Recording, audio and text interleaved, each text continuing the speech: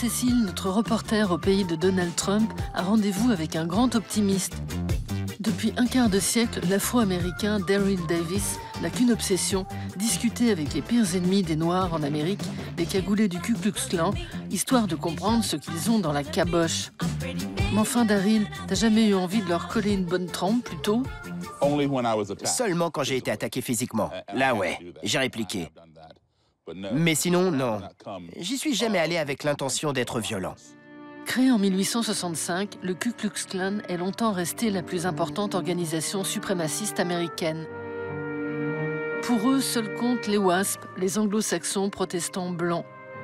Tous les autres sont une cible. Juifs, Irlandais, Asiatiques et bien sûr les Noirs subissent les cavalcades nocturnes du KKK qui se transforment souvent en lynchage comme celui-ci, mis en scène par David Griffiths en 1915 dans son controversé « Naissance d'une nation ».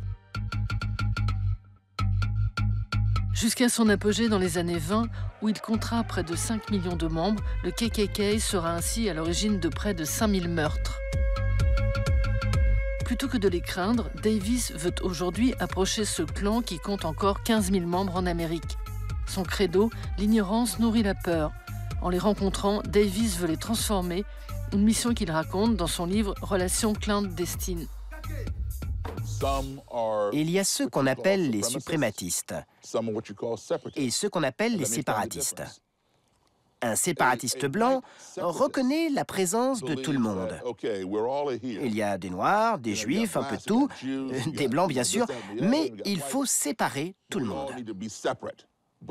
Les Noirs ont leur quartier à eux, les Juifs ont leur quartier à eux, et les Blancs ont leur quartier, et pareil pour les écoles, les bureaux, etc. On ne se mélange pas. On vit dans des sociétés différentes au sein d'un même pays. Jusqu'à ses 10 ans, Daryl n'est pas confronté au racisme.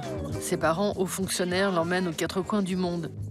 Quand il pose enfin ses valises aux États-Unis, il rejoint plein d'enthousiasme les scouts de sa banlieue de Boston, devenant leur porte-drapeau. C'est là que, pendant un défilé, des gamins lui lancent des pierres. Quand j'ai été blessé, je me suis simplement dit « ces gens n'aiment pas les scouts ». Naïf que j'étais, je n'avais pas réalisé que j'étais le seul visé. Pour la première fois de ma vie, mes parents m'ont expliqué ce qu'était le racisme. Quand ils m'ont dit qu'on m'avait attaqué à cause de ma couleur de peau, j'ai trouvé ça absurde. En 80, Daryl devient musicien. Derrière ses claviers, il accompagne les plus grands noms de la soul et du rock, des Platters à Jerry Lee Lewis, en passant par Muddy Waters.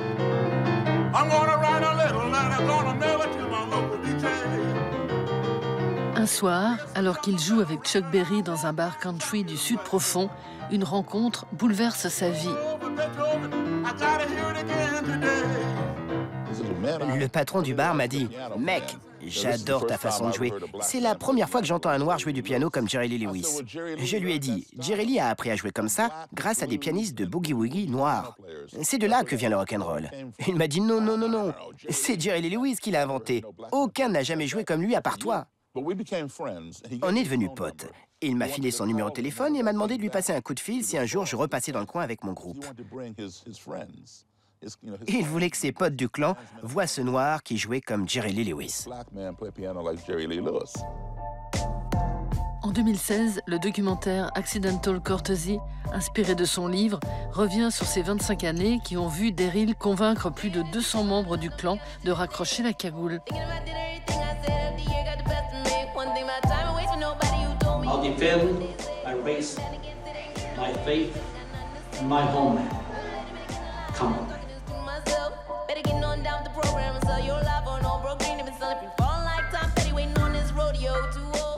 I guess in your opinion, you would call it being defiled if you were to have black blood in you, or if your daughter or one of your family members were to have some black blood in them. Where is the separation? You know, we can go to school together, we can work jobs together, we can play together in the park. As far as reproducing, we believe. Miscegenation. Right, we don't believe in the mixing of the races. Le problème dans ce pays, c'est que tout le monde parle aux médias. Il y en a un qui parle de quelqu'un sur CNN, et ce quelqu'un va lui répondre chez Fox News.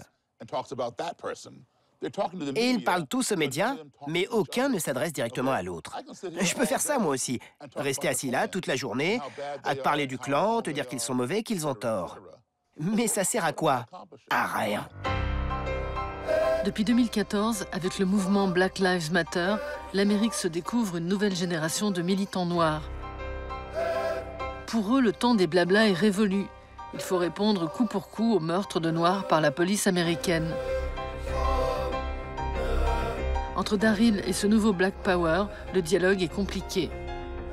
I don't give a damn about the individual white supremacists. I give a damn about the system that's killing our people. So when you say, oh, well, we need to be worried about somebody blowing something up, no, somebody's getting locked up right now that's 16 years old, that's never may see the light of day again just because they look like my skin or Kwame's skin or your skin for that matter. So we're talking about the energy that you're putting into all them years. That's a whole lot of years to be doing that, to be studying. It sounds like a fetish. But listen, the way I'm being disrespectful now. The way. Le meilleur ami de Daryl, c'est Scott Shepherd, l'ex-grand dragon du Tennessee. En 93, celui-ci a tourné le dos au clan et milite depuis contre le racisme. Aujourd'hui, Scott et Daryl écument les radios et les plateaux télé, main dans la main. Dans mes bras. Comment on devient raciste? On ne naît pas raciste.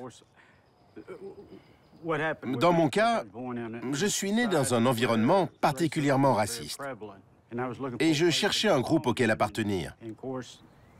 Adopter des opinions racistes, c'était un moyen pour moi de combler un vide dans ma vie. Quand le leader du clan du Maryland a démissionné après être devenu mon ami, le KKK s'est effondré. Et il n'y a plus de Ku Klux Klan là-bas. Mais ça ne veut pas dire qu'il n'y a plus de racisme dans le Maryland. Au lieu de rejoindre le clan, ils rentrent dans la police. Ils sont toujours aussi racistes, mais ils ne sont plus organisés en tant que tels.